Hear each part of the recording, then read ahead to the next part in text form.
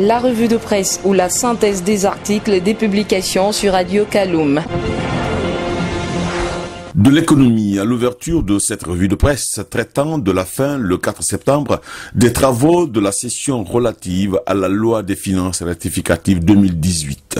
Outre la deuxième opération de financement de gestion macroéconomique et budgétaire Guinée Banque mondiale pour 42 millions de DTS, soit 60 millions de dollars, et l'accord Guinée-Allemagne relatif à la coopération en matière de lutte contre la migration légale ou illégale, les députés ont adopté la loi des finances rectificative 2018 avec un constat sur la baisse des dépenses d'investissement et même sur le gel des recrutements de nouveaux fonctionnaires. Sur le fil de Guinée7.com et de l'AGP, l'agence guinéenne de presse, le budget révisé est en baisse de plus de 1000 milliards de francs guinéens. Ainsi, la baisse de 1671 milliards de francs est imputable aux dépenses courantes pour 646 milliards de francs et aux dépenses d'investissement pour plus de 1000 milliards de francs guinéens.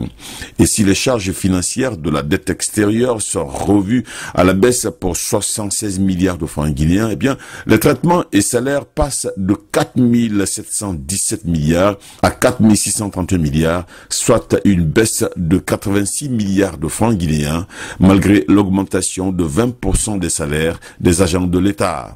Dans les colonnes de l'AGP, l'agence guinéenne de presse, il est même envisagé le gel des recrutements de nouveaux fonctionnaires, le décalage de la mise en œuvre du statut particulier de certaines catégories des agents de l'État et les glissements automatiques de fonctionnaires de l'administration publique.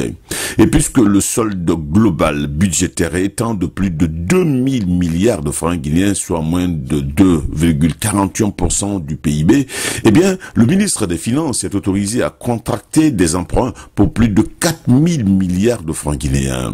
Avec Guinée7.com, les dépenses de biens et services passent de 3151 milliards à 2830 milliards, soit une baisse de plus de 320 milliards de francs.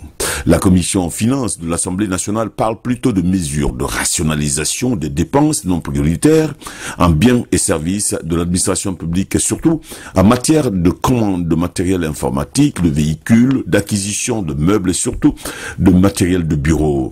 Autre sujet traité par nos confrères de la place, les pluies diluviennes et leurs conséquences sur les populations, les champs de culture et sur les infrastructures routières dans la Guinée profonde. Autre la commune urbaine de Gawal, l'AGP, l'agence guinéenne de presse et Guinée7.com constatent que le village de Diana, dans Kumbia et la sous-préfecture de Touba, de Kakoni sont les plus touchés. Et sur le fil de l'AGP, les recettes journalières des douanes de Gawal ont même chuté de 15 millions à 7 millions de francs guinéens. Les inondations ont provoqué également des dégâts matériels importants dans les champs de culture où les rendements sont désormais compromis. La route Boké-Gawal est menacée également de rupture, révèle l'AGP, qui parle plutôt d'une dizaine de familles sans abri dans le secteur de Kebouya district Kidali, dans la sous-préfecture de Kumbia. Au moins 56 moutons, 66 chèvres et 63 poulets ont été emportés par des eaux de pluie qui ont détruit également 65 cases, 48 champs de riz et 38 champs d'arachides.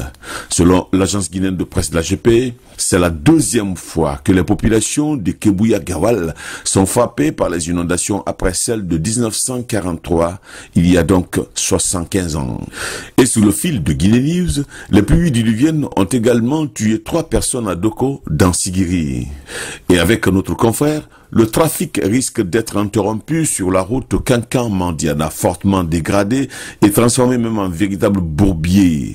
Les usagers interpellent le professeur Alpha Condé. Mais avec les cas d'inondation dans le pays, le ministre de l'administration du territoire et de la décentralisation a du mal à faire face à toutes les interpellations et surtout à tous les appels de détresse. Et avec Guinée7.com, le service national d'action humanitaire manque de ressources pour secourir les victimes des catastrophes. Du coup, Guinée News fait état des circuits troubles des devises de la Banque centrale de la République de Guinée et des présumés détournements de fonds de la Banque centrale avec la filière Mauritanie-Dubaï. Affaire de 21 millions de dollars, la Banque centrale tient à un traitement responsable de l'information et parle d'une énorme méprise qu'elle se réserve le droit de clarifier. C'est le résumé du communiqué officiel repris par Guinée News. Notre confrère titre également sur les 3 scandales qui ternissent la gouvernance Kassori, c'est-à-dire la concession du port à la société turque Al Bayrak, convention signée dans la grande opacité, le scandale de plus de 20 millions de dollars disparus à la Banque centrale et le scandale relatif à l'augmentation unilatérale du prix du carburant à la pompe. Et pour nos confrères Guinée News et Bingo, tous ces scandales sont en contradiction totale avec les bonnes intentions déclinées par le Premier ministre Kassori Fofana. La Guinée s'enfonce alors dans la pauvreté, dans la souffrance, la corruption et dans les malversations à ciel ouvert. Et puis, dans l'affaire des 8 millions de francs guinéens comme salaire de base des enseignants, le SLEG répond au Premier ministre dans les colonnes de Guinée News, je cite, « Le gouvernement sera obligé de revoir à la hausse le salaire des enseignants ». Fin de citation. La riposte du SLEG coïncide avec l'annonce de la rentrée scolaire pour le 3 octobre 2018 et le cas des 35 000 fonctionnaires introuvables à la fonction publique. Le système éducatif est certes mis à l'index, mais plus de 35 000 agents sont introuvables et continuent de percevoir leur salaire. SoleilFMGuinée.net se limite cependant à un simple communiqué relatif aux résultats du recensement additionnel des pensionnés, contractuels et fonctionnaires. Enfin, si avec SoleilFMGuinée.net, l'institution des droits de l'homme colle aux réalités dans les prisons guinéennes, eh bien, Étienne Solopogui de la CENI, lui, fait des révélations sur la gestion des opérations électorales au niveau des commissions administratives communales de vote. Des juges ont été influencés pour annuler les procès-verbaux au profit du parti du pouvoir. Ces mêmes juges ont reconnu avoir eu des pressions pour se livrer à ce genre d'exercice. Et selon Étienne Solopogui, c'est honteux même pour un pays de ne pouvoir installer les exécutifs communaux 7 mois après les élections communales. On ne peut donc pas continuer à prendre en otage le processus électoral, dit-il, dans les colonnes de Guinée News. C'était la revue des publications aux presses hebdo sur Radio Kaloum.